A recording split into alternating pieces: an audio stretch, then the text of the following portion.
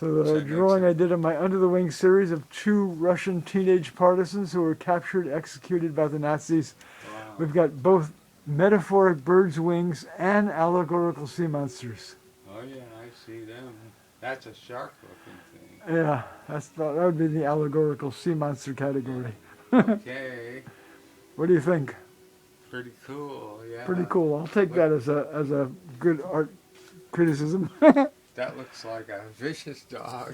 This, I don't know. Whoa, that looks really interesting. And this guy has feathers? It's metaphoric birds' wings, or yeah, like wings. Okay. Just like she has. This is a Yeah. more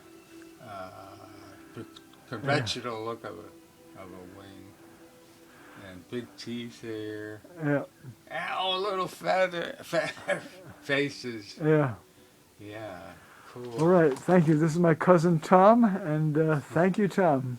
Okay.